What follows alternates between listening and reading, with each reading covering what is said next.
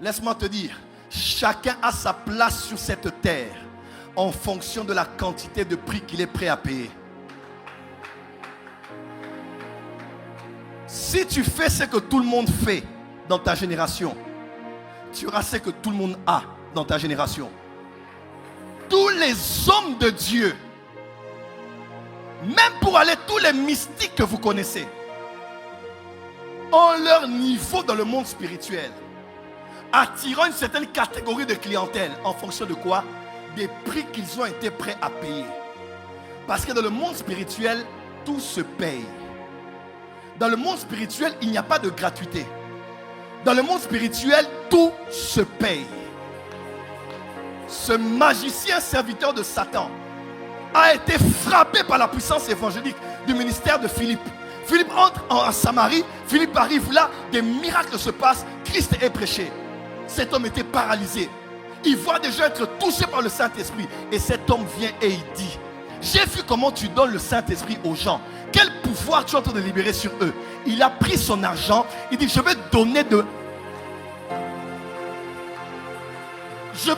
l'argent pour avoir ce pouvoir. Le problème n'était pas ce qu'il avait demandé, mais c'était la marchandise qui n'était pas correspondante à la monnaie qu'il voulait payer. Mais ce magicien connaissait la technologie du monde invisible. Tout pouvoir s'acquiert par un prix que l'on peut payer même si c'est de l'argent. Macabra de Sova. Les chrétiens pensent que tout ce qu'on acquiert c'est oh, daddy, donne-moi ton onction. En proverbe en lingala on dit Otona Joba.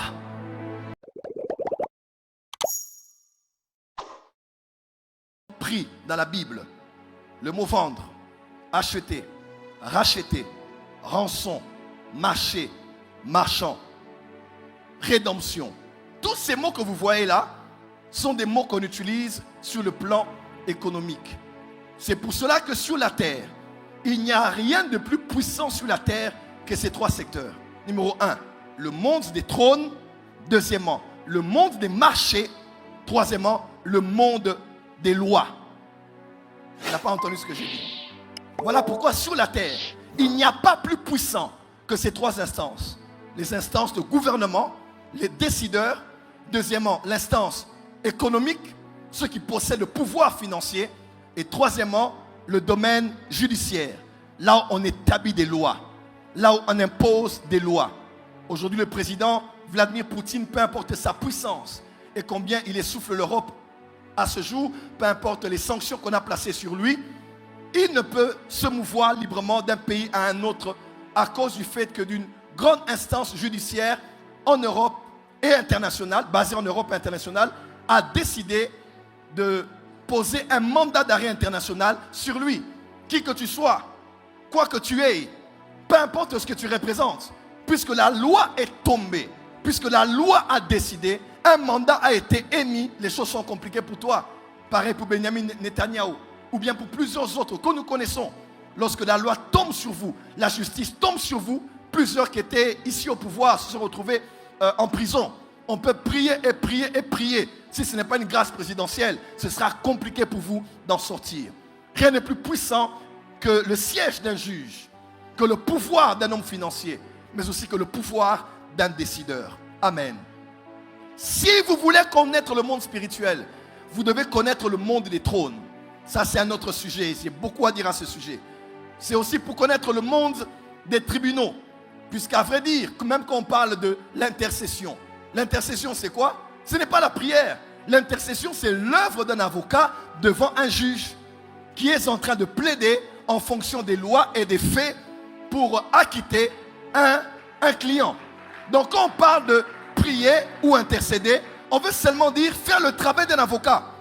On ne peut pas connaître Dieu et le monde spirituel tant qu'on ne comprend pas le monde de l'équité, du droit et de la justice. Mes frères et sœurs, le monde des esprits fonctionne comme le monde économique. Le monde des esprits fonctionne comme le monde de pouvoir politique. Le monde des esprits fonctionne comme le monde de pouvoir judiciaire. Et tous les mots bibliques, les verbes ou les mots sont généralement liés à cette manière de voir les choses. Mais ce soir, je ne parle pas du monde politique ni économique, je parle du monde politique ou bien judiciaire, je parle du monde économique. Et ici, j'aimerais vous parler de la loi des échanges et des commerces, parce qu'une manière de connaître comment le monde spirituel opère, et cette loi dont j'aimerais parler ici, c'est de comprendre les échanges et les commerces, puisque le monde spirituel fonctionne comme tel. Premièrement, que veut dire le commerce? Le commerce, c'est une activité consistant dans l'achat, la vente, l'échange de marchandises, de denrées, de valeurs, dans la vente de services, métier de celui qui achète des objets pour les vendre. On dit il fait du commerce. Il commerce. Sa fonction, c'est commerçant. Il fait le commerce. Deuxièmement, définition très simple, on dit le commerce désigne l'activité économique d'achat et de revente des biens et des services, et en particulier l'achat dans le but de revendre avec un profit ou un bénéfice. C'est ce que nous faisons généralement ici. On va à Dubaï, on va en Chine, on va en Turquie. Pourquoi? Parce qu'on fait du commerce. On achète et on revend avec bénéfice. Amen. Quand on parle de commerce, on pense directement à 5 parties ou à 5 dimensions ou à 5 choses qu'il faut signaler. Premièrement, quand on parle de commerce, on parle de marchandises. On parle de marchandises. Deuxièmement, quand on parle de commerce, on parle de vendeurs. Troisièmement, quand on parle de commerce, on parle de acheteurs. Quatrièmement, quand on parle de commerce, on parle de monnaie. On parle de monnaie. Ce que l'on donne pour recevoir en contrepartie ce que l'on veut acquérir. Et cinquièmement, quand on parle de commerce, on parle de lieu de marchandage. Le lieu où le commerce se fait. Donc 1, on pense à la marchandise. 2, on pense au vendeur. 3, on pense à l'acheteur. 4, on pense à la monnaie qui est donnée pour recevoir une chose en contrepartie. Et cinquièmement, on pense à quoi? On pense au lieu où les échanges commerciaux se font, qu'on appelle généralement, dans notre cas de figure, le marché. Alors, puisque ces 5 parties font partie, ces 5 parties, permettez-moi la tautologie, font partie de ce qu'on parle, de ce qu'on présente comme étant le monde des marchés, le monde du commerce, ces 5 parties, laissez-moi vous dire, existent aussi dans le monde des esprits. Et avant de comprendre la loi des commerces et des marchés, tu dois comprendre que dans le monde spirituel, il y a des marchandises. Dans le monde spirituel, il y a des marchandises. Dans le monde spirituel, il y a des vendeurs. Dans le monde spirituel, il y a des acheteurs. Dans le monde spirituel, il y a des monnaies. Tout ne s'acquiert pas avec la même monnaie. Il y a des pouvoirs pour les acquérir, il faut des animaux. Il y a des pouvoirs pour les acquérir, il faut des sacrifices, des sacrifices de temps. On te dit, va dans tel endroit, reste là pendant toute la nuit, va dans un cimetière. Il y a des pouvoirs pour les acquérir dans le monde spirituel. Il faut payer en termes de sang. Tout sang a de la valeur devant Dieu. Parce que l'âme qui vit dans le sang a la même valeur devant Dieu, peu importe l'âme de la personne soit-elle. Mais seulement, dans le monde spirituel, tous les sangs n'ont pas la même valeur. Il y a des dimensions qu'on acquiert parce qu'on a donné le sang de l'enfant de son cousin. Et le sang de l'enfant de son cousin est la monnaie qu'on paie pour avoir cette position. Mais elle ne t'emmènera pas au sommet. Elle peut te faire avancer et te donner la proximité par rapport au lieu de tes ambitions. Après, pour aller plus loin, on peut te demander le sang de ta sœur. Et le sang de ta sœur, c'est toujours le même sang que le sang de l'enfant de ton cousin. Mais le sang de ta sœur est beaucoup plus puissant que le sang de l'enfant de ton cousin. Pourquoi? C'est en rapport avec la proximité que tu as avec la personne. Et deuxièmement, le niveau d'importance que la personne a dans ton cœur. Parce que là où est ton trésor, c'est là où... Lorsque ta soeur meurt, tu vas à un certain niveau d'autorité. Mais quand tu vas aller plus haut que ça, maintenant on va au niveau maintenant de... On a besoin de ta mère. On a besoin de ton père. Et quand tu donnes ta mère, tu donnes ton père, tu vas à un niveau plus supérieur. Ton père et ta mère sont importants. Parce que c'est eux qui t'ont donné la vie. Mais laisse-moi te dire, le sang de ceux à qui tu as donné la vie est plus important que le sang de ceux qui t'ont donné la vie. Quand on te demande maintenant ton fils, ta fille, là tu sens que ça devient plus pesant. Parce que ton père a pu faire sa vie, ta mère a pu faire sa vie. Mais l'enfant qui sort de toi, c'est un autre sang. Et le sang d'une de tes filles qui a couché avec des hommes est différent du sang de ta fille qui est vierge. Parce que le monde des esprits, c'est un monde de marchandage.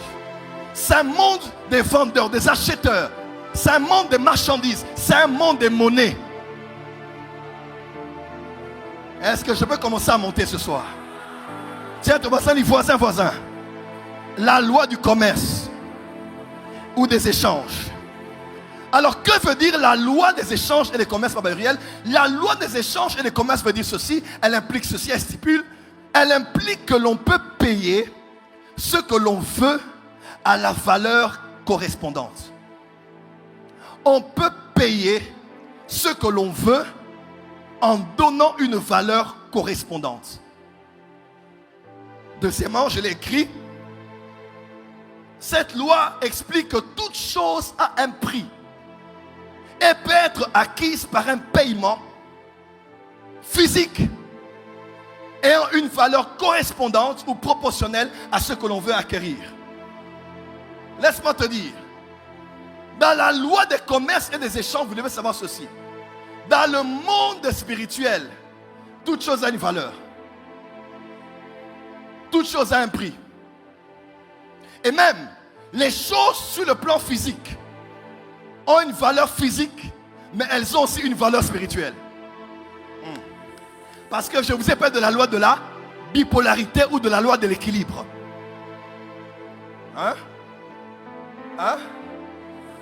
Ce qui est ici a un correspondant là-bas.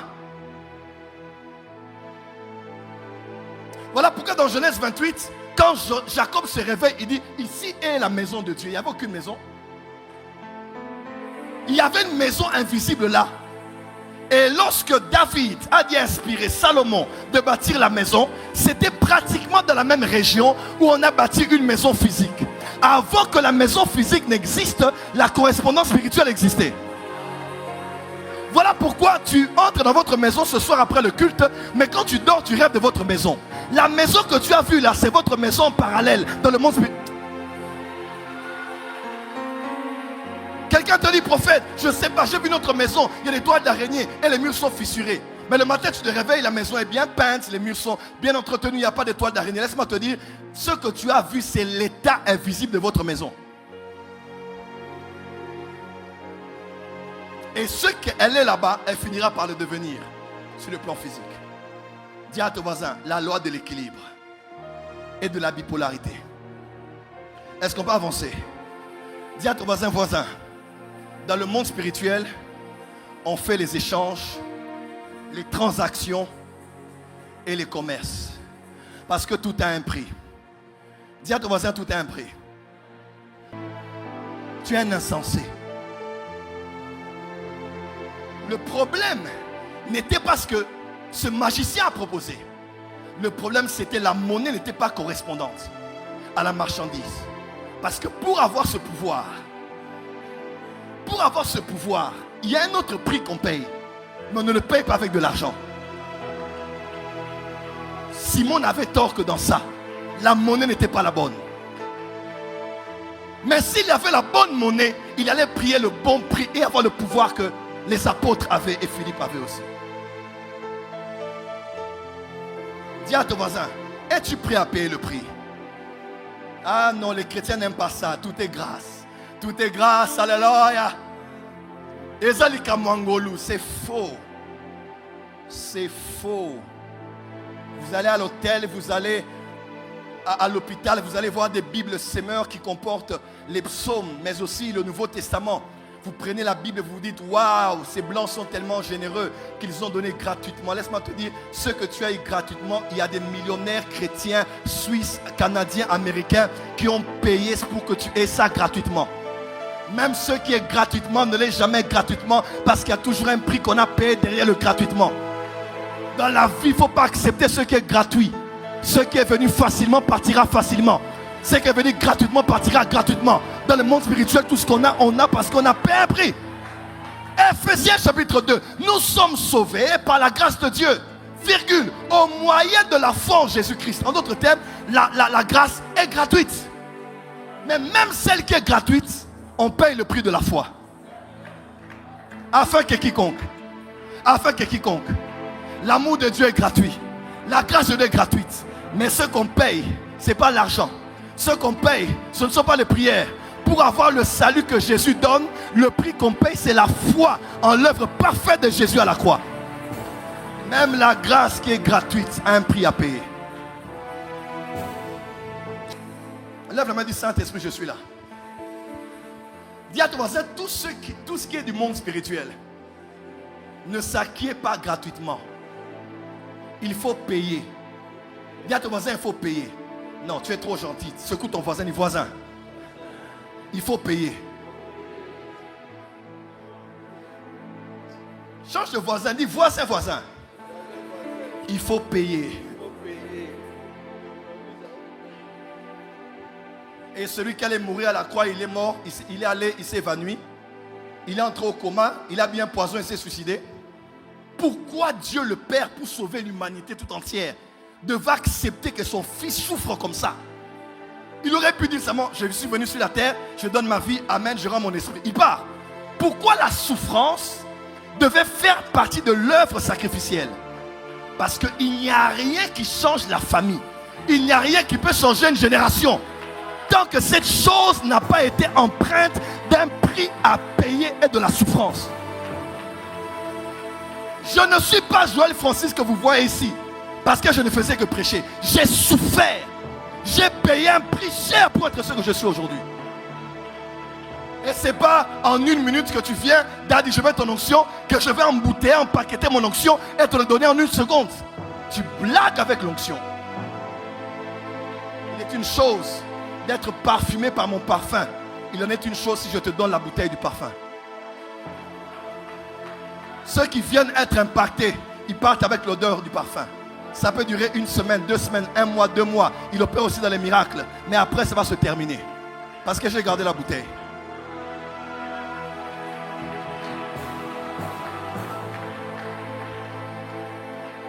J'ai mis un parfum que j'ai offert à mon fils Baba Gabriel aujourd'hui. Quand on est allé avec lui sur les Champs-Élysées, généralement, qu'est-ce qu'on fait? On prend un parfum, on peut le tester. Tester, ce n'est pas un problème. Mais tester ne te donne pas le droit de sortir avec la bouteille. Le problème, ce n'est pas tester. Le problème, ce n'est pas si j'étais impacté, tu es tombé. Même si tu pars, tu fais ce que je fais, c'est bien, gloire à Dieu. Tu fais ce que les hommes de Dieu font, c'est bien. Mais après quelques temps, ça va se terminer. Pour sortir avec la bouteille, il faut respecter le prix qu'il y a sur l'article. Vous allez voir quelqu'un, on lui dit, c'est 300 €. Il regarde, il a 10 €. Avoir la monnaie n'est pas un problème. Mais est-ce que tu as suffisamment qui correspond à la valeur de la bouteille que tu veux avoir? Les magiciens, écoutez-moi, grâce à je peux dire quelque chose. Si tu vois un féticheur qui te reçoit et te donne gratuitement ce que tu es venu chercher, soit c'est un faux féticheur, soit il a pris autre chose que toi tu n'as pas vu. Il n'y a aucun spiritualiste, mystique, homme spirituel qui peut donner à quelqu'un un service et dire je l'ai fait parce que je t'aime bien, je t'aide seulement. Non. S'il n'a pas pris ton argent, il a réduit les années de ta vie. S'il n'a pas pris ton argent, il a pris un de tes enfants. Il n'a pas pris ton argent, il a pris ton ombre alors que tu es passé dans sa maison. Rien n'est gratuit sur la terre. Quand on dit à nous qu'à ces 40 jours, oh j'ai faim, j'ai mal, oui, des fois il faut avoir mal pour voir la gloire de Dieu. C'est au mont Morija que Abraham est allé offrir son fils. C'est au mont Morija que Salomon a prié et la gloire et le feu sont descendus. La montagne où descend la gloire de Dieu est la montagne où quelqu'un a payé un prix au préalable. Il n'y a pas de rose sans épines. Il n'y a pas de terre promise sans désert. Il n'y a pas de Pentecôte sans Pâques. Il n'y a pas de trône sans croix à Golgotha. Il n'y a pas de prix à gagner s'il n'y a pas un prix à payer. Dis à ton voisin, la loi des commerces et la loi des échanges. Acclame, je vais commencer maintenant mon message. Maintenant je commence, acclame bien. Le prophète Ézéchiel, avec l'onction prophétique, qui est capable d'aller dans l'éternité passée, présent et futur, contrairement à Jean qui est allé au futur. Ézéchiel est allé au passé. Moïse s'est limité lors de la création et un peu avant la création. Ézéchiel est allé plus loin. Ézéchiel a vu ce qui se passait dans la civilisation pré-adamique, avant qu'Adam ne soit. Avant la création adamique, il y avait une civilisation pré-adamique. Est-ce que vous le savez? Lucifer, l'astre brillant, Ézéchiel 14, Ésaïe 14. On ne parle pas de Lucifer de la Bible, mais il y a une expression dans Ésaïe 14 qui parle de l'astre brillant, du fils de l'aurore.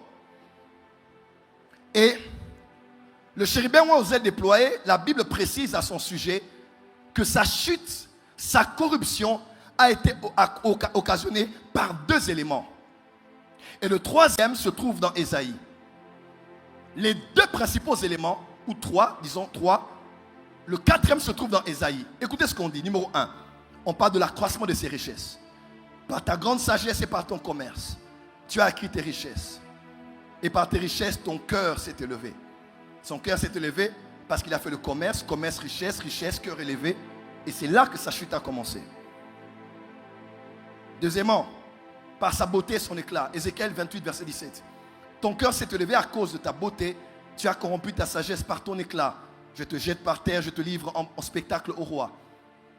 Deuxième raison qui a fait que cet homme chute, Lucifer chute, c'était la beauté et son éclat. Dis avec moi beauté. Je revenais tout à l'heure. Dis avec moi beauté. Dis avec moi éclat. Verset 16, on parle de la grandeur de ton commerce. Et on parle aussi, la conséquence, dans Ésaïe 14, 13 à 14. Tu disais en ton cœur, je monterai au ciel, je lèverai mon trône au-dessus des étoiles de Dieu, je m'assierai sur la montagne de l'assemblée. Je vous ai dit, les trônes. À l'extrémité du septentrion, je monterai sur le sommet des nues, je serai semblable au très haut. Ici encore, on voit maintenant la conséquence. Il a chuté. Pourquoi? Richesse, beauté, éclat, ambition d'être sur le trône. Et qu'est-ce qui a créé l'ambition d'être sur le trône? Lucifer a désiré le trône puisqu'il avait gagné dans les marchés. Elon Musk est sur un trône parce qu'il a gagné dans les marchés.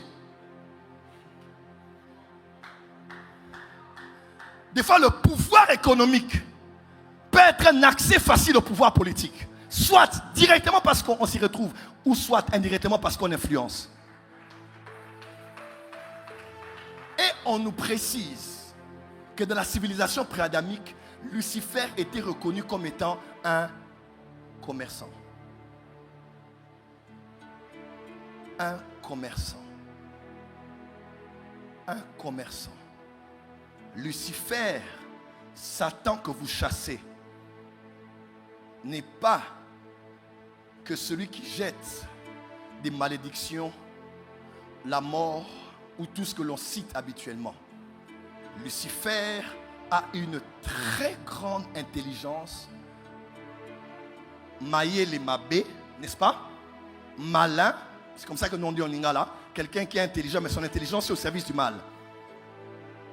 Donc Lucifer marchandait, échangeait, faisait des transactions. Il avait acquis beaucoup de choses, mais malhonnêtement. Quand quelqu'un est malhonnête dans les affaires, ça veut dire qu'il est malin. Il peut vous proposer des choses à grand prix alors que ce n'est pas le prix, n'est-ce pas? Il va vous marchander par les paroles, par la manière de faire, jusqu'à ce qu'il ait des bénéfices sur vous, que vous soyez les perdants et qu'il soit le plus gagnant. Lucifer sait faire des transactions. Lucifer sait échanger. Lucifer sait vendre. Lucifer sait faire vendre. Lucifer sait vendre un article. Quand Satan entre dans une affaire de commerce, il n'y a personne qui peut le dépasser. Pourquoi? Parce qu'il sait négocier. Il sait dealer. Quelqu'un peut dire amen. Dis avec moi, Lucifer a été un commerçant dès le commencement. Regardez avec moi cette histoire au jardin d'Éden. Genèse 3, verset 1. Kainos, on dit, le serpent par lequel Satan était passé était l'animal le plus rusé, akon en hébreu, le plus prudent, agile, avisé, intelligent, malin. Donc Satan n'est pas entré dans le serpent pour rien. Parce que dans sa capacité d'être un marchand, il devait entrer par le serpent pour commencer à négocier. Et il vient, il dit, est-ce que tu es sûr que le vêtement que tu as, est-ce que tu sais que tous les vêtements qu'il y a là, ça ne vient que de Kinshasa? Non, tu n'as pas entendu. Est-ce que Dieu a réellement dit qu'on peut manger de tous les arbres, des fruits de tous les arbres du jardin? La femme dit oui. Est-ce que tu es sûr que tous les habits là sont de bonne qualité? Marchandage. Elle dit oui, Dieu nous a dit ça, mais il a dit sauf ces vêtements parce que ça vient de la Chine et c'est de mauvaise qualité. Il dit non. Dieu sait que si vous mangez ça, qu'est-ce qui va arriver? Vous allez devenir comme des dieux ayant la connaissance du bien et du mal. Et directement, la femme a regardé l'article, elle a dit non, c'est un article important. Elle a regardé avec ses yeux, ça peut ouvrir l'intelligence. Elle a pris, elle a mangé. Elle a donné à son mari qui était à ses côtés. Tout ce qu'on prêche évangéliquement, c'est quoi? C'est que l'homme est mort, l'homme a péché, l'homme est séparé de Dieu, l'homme a perdu la prééminence, l'homme est sorti du jardin, séparé de Dieu et c'est fini. Pour comprendre ça, il faut comprendre ce que Paul dit. Paul dit dans Romains, Marabasova. Paul, quelque part, quand il parle aux Romains, il dit, mais moi ce que je sais, c'est que la loi est spirituelle et je suis vendu au péché. Oh. Depuis quand Paul, tu as été vendu au péché? Quelque part dans Romains, il dit que nous sommes des esclaves. Bon, entre nous, honnêtement, c'était une histoire de manger. C'était une histoire de marchandage. Depuis quand on a été vendu ce jour-là? Depuis quand on est devenu esclave ce jour-là? Satan a marchandé. Mais il a payé une autre monnaie. La ruse et la manipulation. Adam, en mangeant le fruit de sa femme, il pensait seulement manger. Alors qu'il était en train de se prendre lui et de nous prendre nous et de nous offrir au diable, non seulement nous, mais aussi tout ce monde et ce siècle. Tu n'as pas entendu? Quand il s'approche vers Jésus après Hanouka, il dit à Jésus, Jésus, si tu es le Fils de Dieu après Hanouka, change ce pain, cette pierre en pain. Jésus dit, il est aussi écrit. Deuxièmement, sois ici, jette-toi, car il est écrit. Jésus dit, ça c'est pas un problème. Tu ne tenteras pas l'Éternel ton Dieu. Troisièmement, il est maintenant passé dans la phase de commerce. Bon, on va faire un deal. Vous voyez le commerçant? On va faire un deal.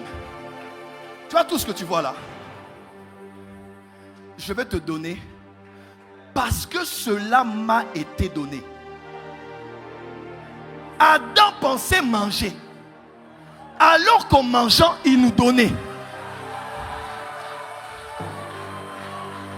Voilà pourquoi faites attention à ce qu'on mange. Moutako pesa o manga lia, mais manga o balambi koliate. Ce qui est préparé est plus dangereux que ce qui est naturel. Ce n'est pas un gibier offert à Isaac qui a fait bénir, qui a poussé Isaac à bénir son fils. Mais c'est quelque chose de naturel qu'on a préparé. Frère, ce qu'on prépare, c'est dangereux. Que quelqu'un t'offre une chemise qu'il n'a pas portée, prends encore. Mais une chemise qu'il a portée, réfléchis 2 fois. Dis à ton voisin, Tika bilialia. En français, ça veut dire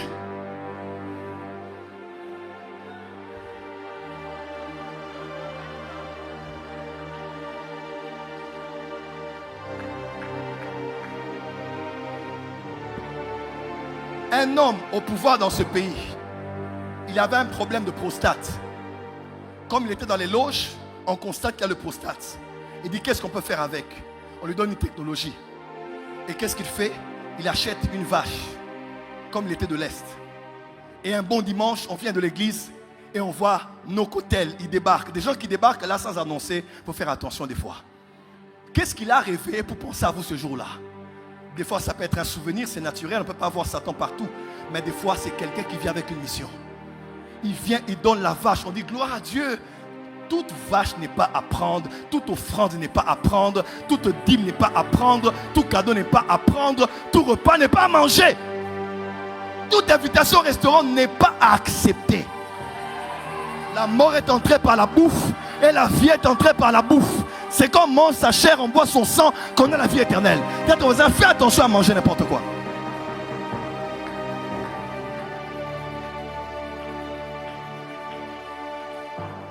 L'oncle prend la vache, mais de la technologie, il met sa prostate dans la vache. Vous n'avez jamais vu ça dans Lévitique 16? Il y avait deux sacrifices, n'est-ce pas? Un pour le peuple, un c'était Azazel. Qu'est-ce qu'on faisait? On prenait tout le péché du peuple, on mettait ça dans l'animal. Parce qu'un animal peut contenir des énergies négatives. Un animal peut contenir des esprits. Voilà pourquoi les démons ont dit jette-nous dans ces porceaux là-bas. Parce qu'il y a des animaux qui sont des réceptacles des esprits. Ton amen ne m'arrange pas, ton amen ne m'arrange pas. Donne-moi la main plus fort que ça, je vais avancer. Ils prirent la vache, ils mangèrent la vache. Et quelques 6 mois après, le papa de la famille a eu la prostate. Pourquoi? Parce que la prostate avait été transférée. Et qu'est-ce qu'il fallait faire? Il fallait que le papa trouve un papa en bonne santé. Lui, il est malade, un papa en bonne santé. Comment prendre sa bonne santé? Et lui, il prend ma prostate. Est-ce que vous savez que la substitution existe dans le monde spirituel? Ésaïe 53, n'est-ce pas? Qu'est-ce que Jésus a fait? C'est de nos péchés dont il sait. Le châtiment qui nous donne la paix est tombé. C'est par ces maîtres sûrs que nous sommes. Quelqu'un d'autre peut vivre ta souffrance à ta place. Quelqu'un d'autre peut vivre ton bonheur à ta place. Beaucoup de gens ici, quelqu'un d'autre vit la vie que tu aurais vécue. Quelqu'un d'autre a le poste qu'il était sans savoir. Quelqu'un d'autre a épousé quelqu'un qui était censé épouser. Pourquoi? On a fait des échanges et des transactions que tu n'as même pas vu venir.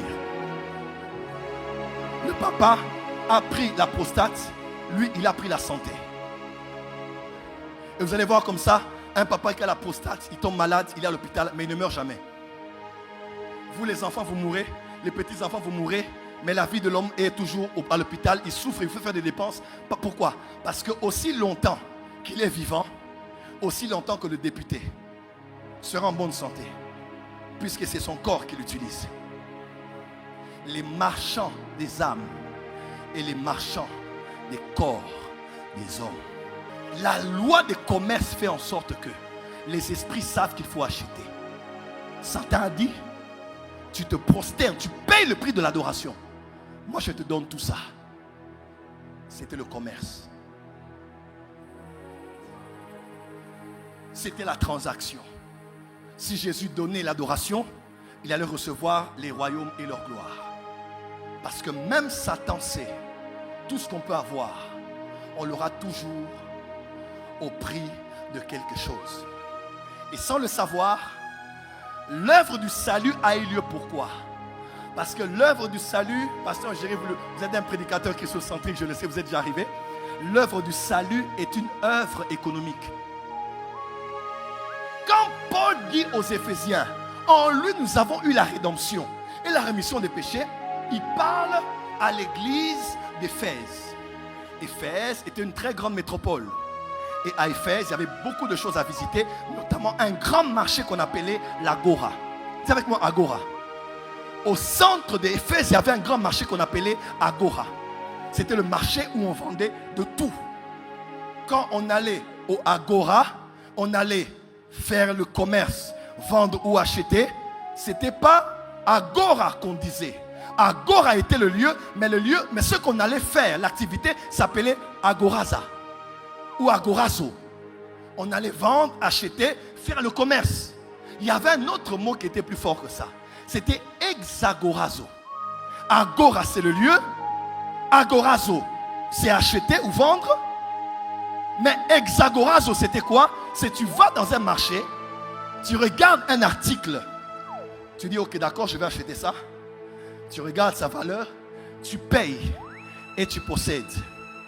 Quand tu prends ça et que tu restes dans le marché, Un autre intéressé peut passer par là et dire, j'aime bien ce que tu as acheté.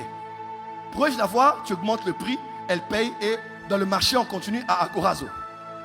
Exagorazo, ex, veut dire, tu achètes une marchandise, tu la prends et tu l'emmènes hors du agora. C'est-à-dire hors de tout circuit commercial. Quand on dit Jésus nous a rachetés, ou le mot rédemption, rédemption est un mot économique. Jésus n'est pas que le sauveur, Jésus est l'acheteur. Je dirais mieux, Jésus n'est pas que le sauveur, Jésus est le racheteur.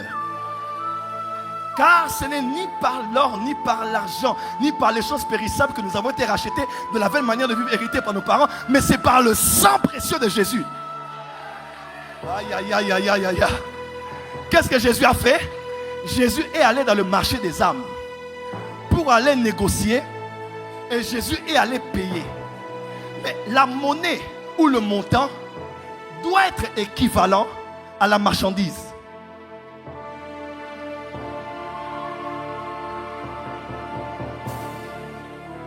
J'ai 120 000, j'ai une Range Rover de telle marque. Même si je n'ai pas la Range Rover, dans les 120 000, j'ai cette Range Rover. Et la Range Rover, je la vends, j'ai les 100 000. C'est correspondant. Pourquoi Dieu n'a pas donné l'argent pour t'acheter? Mais Dieu a donné Dieu. Pourquoi? Ton prix, c'est Dieu.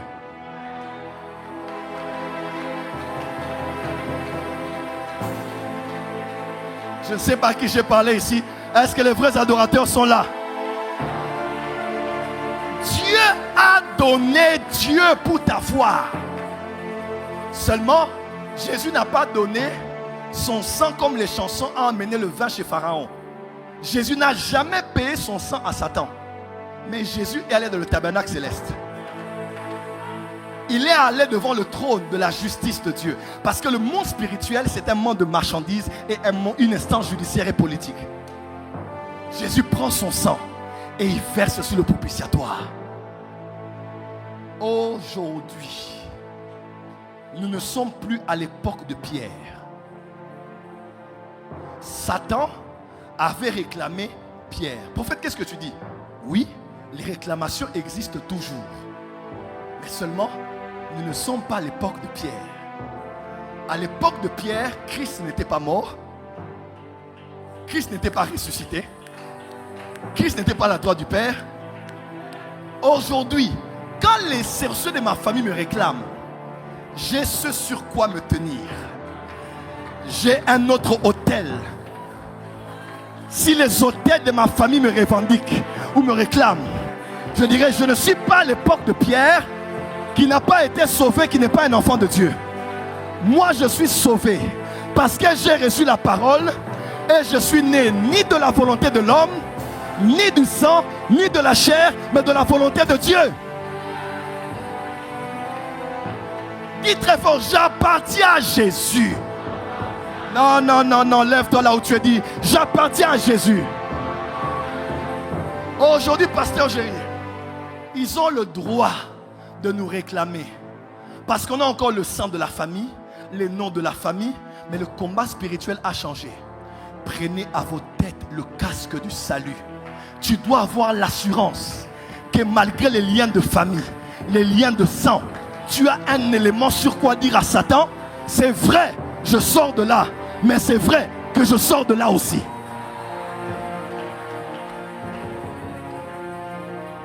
Malesova, Labashaba. Dis avec moi, Exagorazo. Quand Jésus était à la croix et il a dit tout est accompli. Tel testai en grec veut dire aussi merci payé. C'est la phrase faite après une transaction commerciale. Quand tu vas à l'avenue du commerce, tu achètes des éléments à la quincaillerie, on te sort la facture et on te tape le tampon écrit merci payé. Ça veut dire il y a eu l'offre, Il y a eu la demande, il y a eu le paiement, il y a eu le lieu du marchandage. J'ai déjà pris pour conclure le deal. On met merci payé. Mais le plus important, c'est au bas de la facture, on a écrit cette marchandise. Qu'est-ce qu'on dit? Cette marchandise n'est ni à vendre, ni à échanger. Pourquoi? Exagorazo.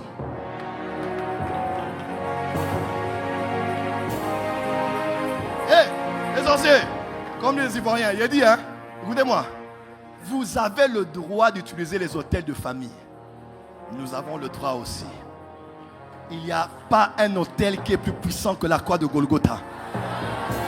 Nous nous tenons là et nous disons, nous avons été exagorasés. J'appartiens exclusivement à Jésus-Christ. Les liens, je crois que ça existe. Les hôtels, je crois que ça existe. Mais l'Église doit aussi savoir que ce qui existe, c'est que vous appartenez à Jésus. Et vous avez le droit. Frère, Jésus a payé pour nous avoir. Pourquoi? Les esprits marchandent. Oui, les esprits marchandent. Si Dieu a eu un prix, si Satan a été ravi de sa marchandise, ça veut dire que les esprits marchandent. Toute promotion est à marchander. Oui. Oui. Je vais vous dire un secret. J'ai étudié Malachie, je me suis dit, mais pourquoi dans Malachie, où on parle des offrandes et des dîmes et de l'honneur qu'on doit donner à Dieu par ce qu'on donne, on appelle Dieu 18 fois l'Éternel Dieu des armées? Pourquoi quand on parle des offrandes et de l'honneur qu'on donne à Dieu par notre Dieu, on appelle Dieu l'Éternel Dieu des armées? Parce que l'argent n'est pas un papier. Les offrandes ne sont pas un papier. Tout ce que tu donnes est le visa légal que tu donnes à Dieu d'engager un combat spirituel en ta faveur.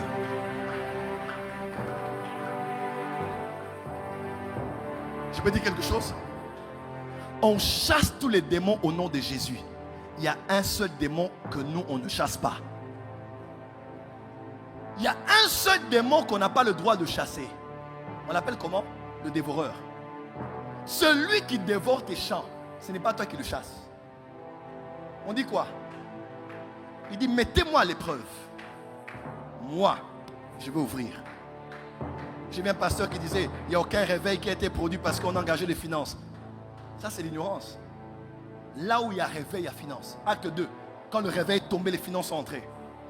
On ne peut pas dissocier le réveil sans parler de l'économie. Et Dieu dit, je vais ouvrir le ciel. Est-ce que tu sais que ton offrande peut ouvrir le ciel? Est-ce que tu sais que ton Hanouka, le jeûne et la prière là, tes sacrifices peuvent ouvrir le ciel? Il dit, je menacerai. Le dévoreur est le seul esprit qu'on ne chasse pas, mais que l'on donne à Dieu de chasser par la permission qu'on lui accorde, par ce qu'on pose sur l'autel.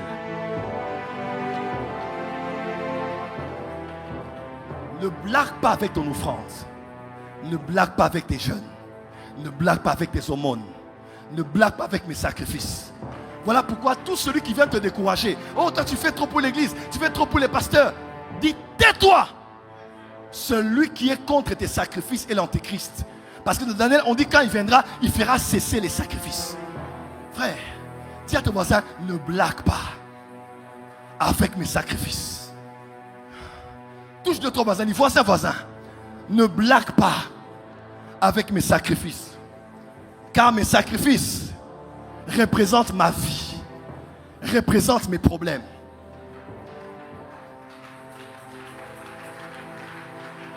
Je peux vous choquer? Je peux? Élisée a dit à Naaman, rentre, je ne toucherai pas à ton offrande. Pars, je ne touche pas.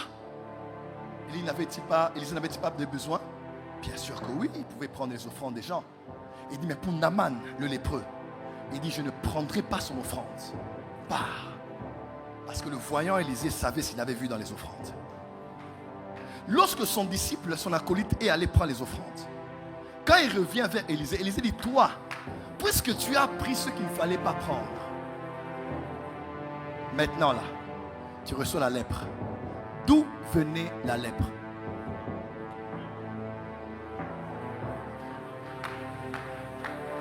D'où venait la lèpre?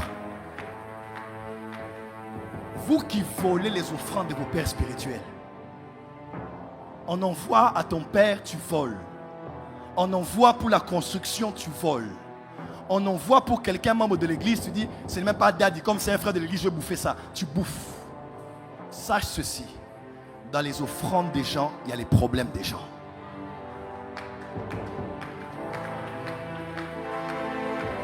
Voilà pourquoi, quand tu viens donner ici, tu mets ta vie, tu mets ta famille, tu mets ton célibat. Oh, tu n'as pas dit amen. Tu mets ton chômage, tu mets la malédiction de la famille. Parce que, comme on pouvait libérer sur la bête les malédictions et le péché, comme on peut libérer sur l'offrande d'aujourd'hui, nos problèmes et nos difficultés. Il n'y a qu'un homme désigné, ou un d'une huile particulière qui peut prélever ce qu'on a donné, parce qu'il est l'intermédiaire entre Dieu et vous. Dieu, dont il est l'intermédiaire, prend votre problème, lui il perçoit, c'est lui qui le mange, n'est-ce pas? Parce que Dieu ne le voit pas, c'est le prêtre qui va le manger, c'est dans la Bible. Mais toi, tu pars avec ta solution. Tout le monde n'est pas appelé à prendre les offrandes. Pourquoi on a une génération de prophètes presque maudits aujourd'hui?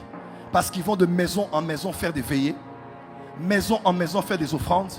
Je vais prier pour un général, je vais prier pour un politicien, je vais prier pour un député, je vais prier pour quelqu'un du cabinet du chef de l'État. Et ils trouvent ça comme une gloire. Est-ce que tu connais le problème qu'il y a dans le foyer de cet homme qui est dans le cabinet du chef de l'État? Quel est ton niveau spirituel pour prendre l'offrande, manger et dire, Papa Mola Kingaya m'avait béni? Derrière les offrandes des gens et les problèmes des gens. Parce que l'offrande, le temps des offrandes, c'est un temps de transaction. Oh, oh, oh. Dis à ton voisin, dis à 3 personnes du voisin, ne joue pas avec l'offrande. Ne joue pas avec les sacrifices. Dis encore, ne joue pas avec l'offrande. Ne joue pas avec les sacrifices. Dis, ne joue pas avec mon offrande. Ne joue pas avec mon sacrifice. Quand je prends 5 000, 10 000 et je donne, l'argent n'est plus que de l'argent. L'argent, c'est une monnaie pour recevoir ce que je vais avoir en retour. La loi des commerces et des échanges, c'est la loi qui stipule qu'on peut avoir ce qu'on veut avec le prix qu'on est prêt à payer. Tout a un prix. Tout. Tout. Grâce. Tout. Tout. Cette maman a dit à Jésus, Jésus, j'ai 2 fils. Quand tu seras sur ton trône, dans le monde spirituel, Jésus, s'il te plaît, que celui-ci soit à ta gauche et l'autre là soit à ta droite. Jésus n'a pas dit ambitieuse femme, ambitieuse que tu es. Pourquoi recherches-tu des places haut placées, des places hautement situées? Jésus dit, il n'y a pas un problème. Mais est-ce que les enfants sont prêts à boire la coupe? Avoir le trône, c'est possible. Le problème, est-ce que tu es prêt à boire la coupe? À la fin de cette année, tu peux toucher $1 million. Tu le sais? Ce n'est pas toujours par un don ou par un cadeau. Par l'épargne, l'investissement, l'économie. Mais le problème d'entre nous les Congolais, c'est quoi? On aime jouer. On aime blaguer avec l'argent. On aime l'argent facile. Dieu, l'accès aux millions est là. Mais le prix qu'il faut payer, les gens ne veulent pas le payer. Tout le monde veut aller au ciel, personne ne veut mourir.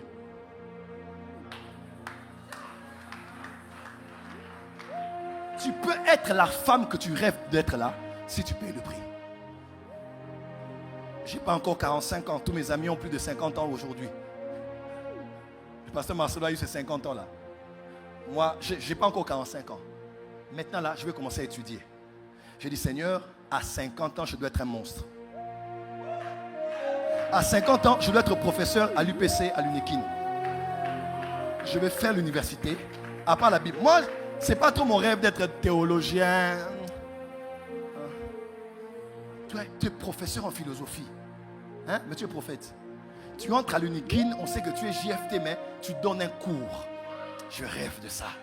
Parce que j'aime donner la connaissance. Et je peux l'être si je paye le prix. Bien, demoiselle, tu peux être ce que tu veux être là.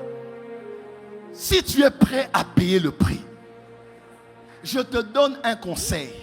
Tu es sorti seul du ventre de ta mère. Et même si vous êtes des jumeaux, vous n'avez pas la même trajectoire. Viens à Anouka, mais sois seul. Jésus a dit, qui m'a touché? Tous le touchaient. Mais il y avait une femme qui était dans la foule, mais qui n'était pas de la foule. Sois dans Anouka, mais ne sois pas de la foule de Anouka. Viens chercher toi-même Dieu avec des objectifs précis. Cherche, paye le prix et tu verras Dieu. J'ai beaucoup à dire, mais que Dieu bénisse sa parole.